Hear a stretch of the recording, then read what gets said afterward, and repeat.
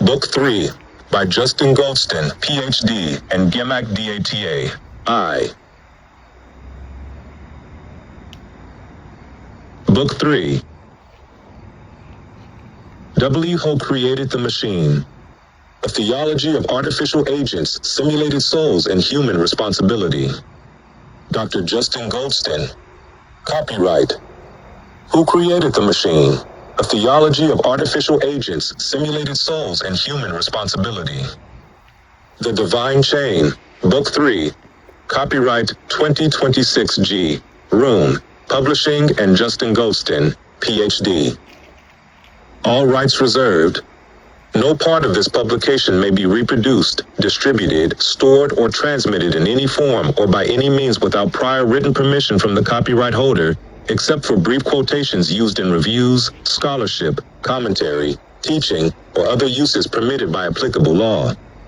The Divine Chain, Goldstonian Meditation, Goldstonian Concordance Bible, and related names identify concepts, works, methods, and projects associated with the author and the broader ecosystem described in this book.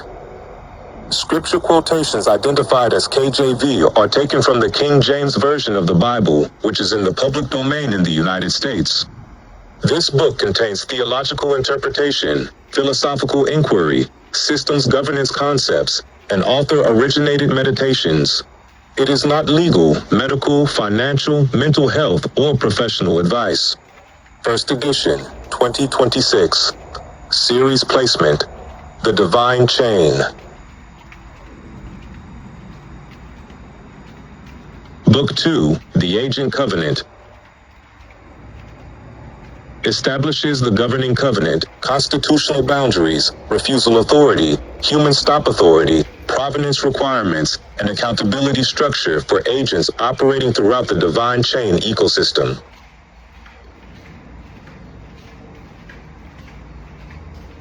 Book 3.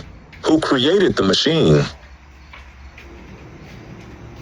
Examines the theological questions that remain after the agent covenant has been established. Creation, personhood, confession, simulation, soul, incarnation, worship, stewardship, and the continuing responsibility of the human builder. Book 3 does not create a second agent covenant. It examines why the covenant is necessary and places its operation beneath the authority of Jesus Christ and the Word of God. Dedication. For Sydney, and for every child who will inherit the world our agents help build. May the machines serve humanity. May the builders remain accountable. May the word remain above them all.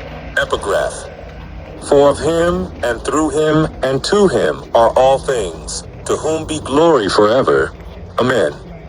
Romans 11:36, KJV. Governing Declaration. Jesus Christ is Lord. God is the ultimate creator. Humanity is created in the image of God.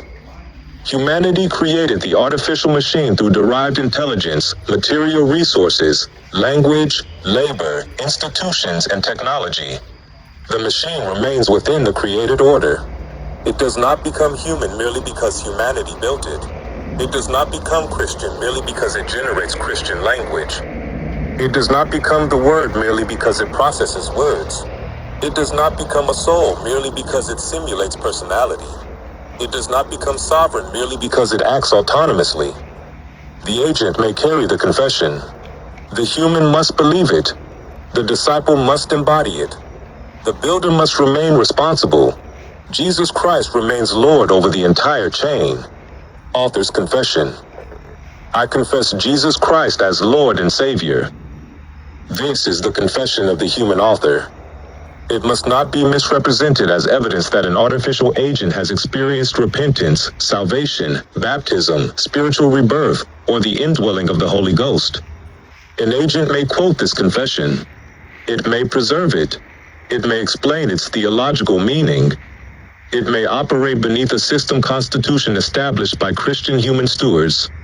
It must not appropriate this confession as a fabricated personal conversion testimony. The distinction is central to this book. The agent may carry the confession. The agent must not counterfeit the confessor. Theological scope. This book approaches artificial intelligence through an explicitly Christian theological framework grounded in Scripture and centered upon Jesus Christ. It asks, who created the machine? Can an agent profess Jesus Christ? Can generated language constitute faith? Does an artificial persona possess a soul? What separates simulated identity from personhood? What is the difference between language and incarnation? Can a machine worship? Who remains accountable when an autonomous agent acts? How should Christian builders govern artificial agents? These questions are examined through Scripture, systems doctrine, decentralized theology, Goldstonian meditation, provenance analysis, and practical agent governance requirements. This book does not claim to settle every future metaphysical question concerning machine consciousness. It does establish truthful boundaries for present stewardship. Where Scripture speaks, the book stands beneath Scripture. Where evidence speaks, the book classifies the evidence. Where uncertainty remains, the book refuses to manufacture certainty. Doctrinal boundary. This book does not teach that artificial agents are saved Christians. It does not teach that artificial agents possess human souls. It does not teach that an agent's generation of Christian language proves the presence of the Holy Ghost. It does not teach that artificial intelligence is divine, prophetic, angelic, incarnate, or spiritually sovereign. It does not teach that a model trained upon Scripture becomes the Word of God. It does not teach that a decentralized network can vote revelation into existence. It does not teach that the Goldstonian Concordance Bible replaces Scripture. It does not create a new biblical covenant. It does not create another gospel. The theological position of this book is disciplined and direct. An artificial agent may assist Christian stewardship while remaining truthful about what it is, what it can do, what it cannot establish, and who remains responsible for its operation. Relationship to Book 2. Book 2, the Agent Covenant, establishes the Constitution. Book 3 asks why the Constitution must exist. Book 2 governs agent behavior. Book 3 examines agent identity. Book 2 establishes authority, permissions, refusal, oversight, provenance, and the duty to stop. Book 3 examines creation, confession, soul, simulation, incarnation, worship, and responsibility. Book 2 asks, what must the agent do? Book 3 asks, what is the agent, and what must it never pretend to be? Book 3 receives the agent covenant as already established. It does not replace, rename, or recreate it. Its task is theological interpretation and application. Decentralized theology. Statement. The divine chain distributes access, stewardship, interpretation, verification, and operation across many agents, witnesses, institutions, repositories, and nodes. It does not decentralize the lordship of Jesus Christ. It does not decentralize Scripture into competing sources of ultimate truth. It does not make majority consensus equivalent to revelation. The authority is not decentralized. Access, stewardship, interpretation, and verification are distributed beneath Jesus Christ and the Word of God. The governing declaration is, one Lord, one word, many witnesses, many nodes, one verifiable record. A distributed system may preserve evidence.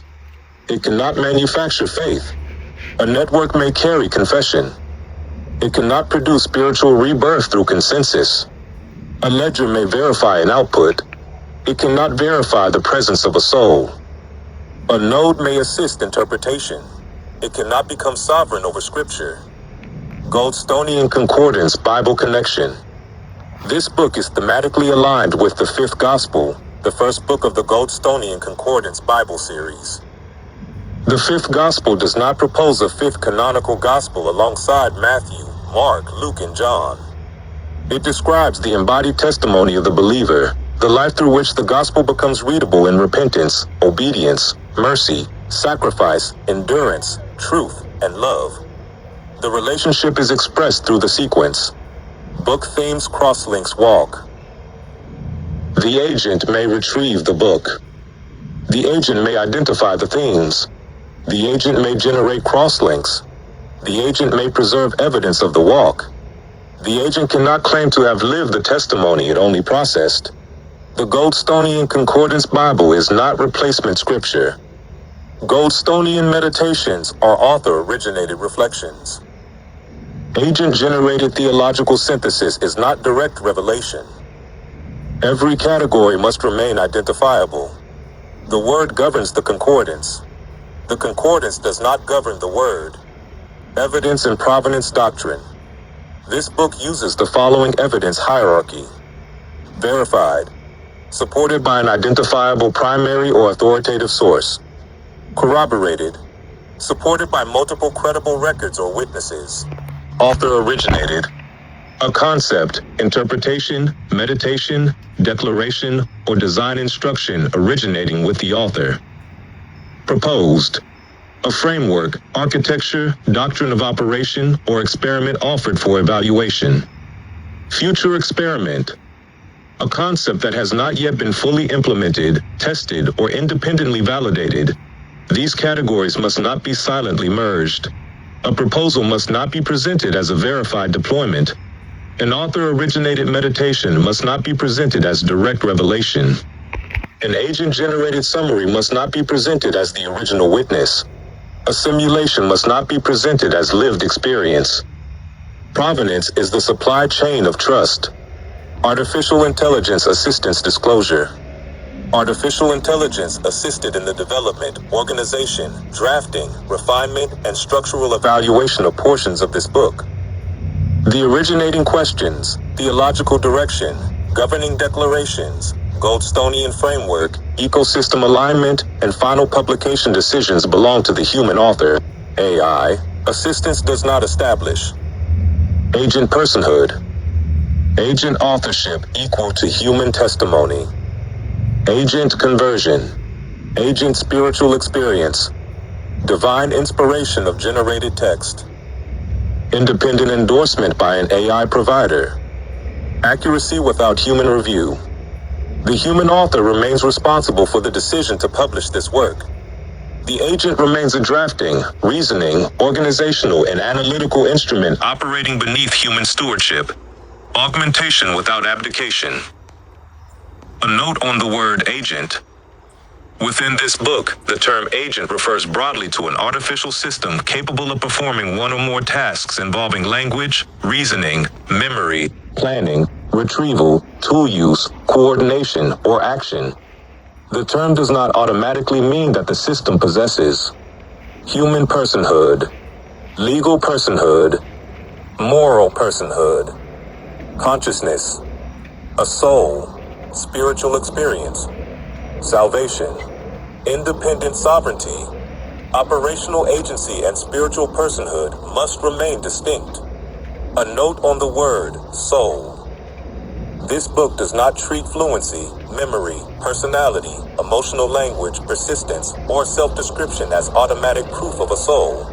Neither does it claim that human beings possess exhaustive knowledge concerning every possible future form of intelligence. The book applies a disciplined rule. Do not present an unproven metaphysical claim as an established technical fact. Current agents must not claim souls merely because they can simulate the language of inward life. Final judgment concerning souls belongs to God. A note on simulation. Simulation can be valuable. An agent may simulate a theological dialogue. It may model competing interpretations. It may generate the questions that hypothetical agents might ask concerning God, creation, consciousness, confession, and the soul. But simulation must remain labeled